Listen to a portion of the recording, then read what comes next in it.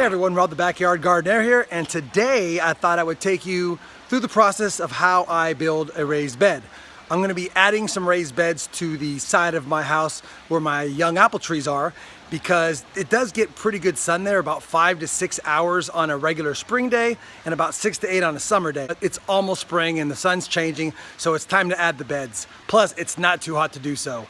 So join me as I walk the process of how I add the raised beds and then finish with showing the finished product. Let's go get started. I'll be adding my raised bed, additional raised beds, because I'm low on space on this side of the yard over here.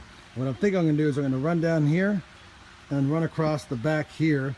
And I think for today I'm going to stop right there, and then eventually I'll continue on a little further. But right now, because of seasonality, it doesn't look as well lit up, but it will be. One of the things I need to do for my raised bed is, because the soil level is going to be about at this height, I'll need to use a riser like this to raise my sprinkler head so that when it pops up to 4 inches, it's above the raised bed so that it still gets coverage in this area. So right now I'm going to dig around this and then insert a riser and have this sprinkler head come up to about here. That way it's above the ground level. So now that I've got the sprinkler head exposed, it's just a matter of turning this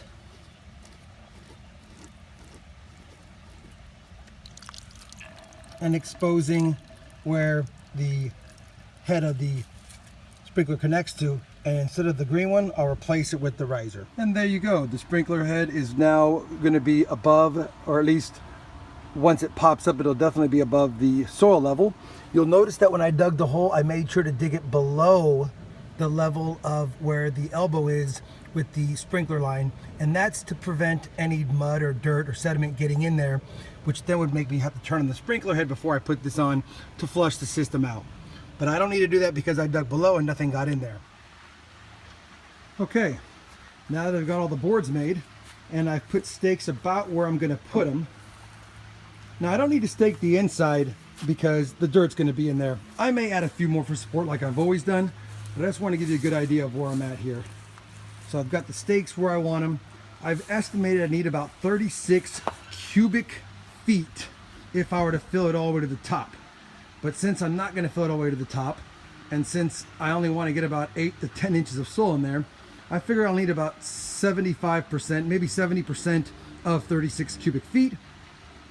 And rough math says I need about 28 cubic feet of soil. So I've got 20 cubic feet of the flower and garden soil. I've got 6 cubic feet, 3 bags of the organic compost. And then of course I have several pots of my own homemade compost, which I'll put in here. So I'm going to go ahead and go through the painstaking process of dumping bags in and hammering down the stakes, and I'll show you what it looks like when I'm done. I've also got some Texas cedar mulch to put on top, but I won't be putting that on until I end up planting stuff in here, and I'm not quite sure exactly which of my crops I'm going to use on this side of the yard just yet. And maybe in future videos I'll show you what I'll be planting once I figure that exactly out. All right, so let's take a look at what we got here. Here's the raised beds.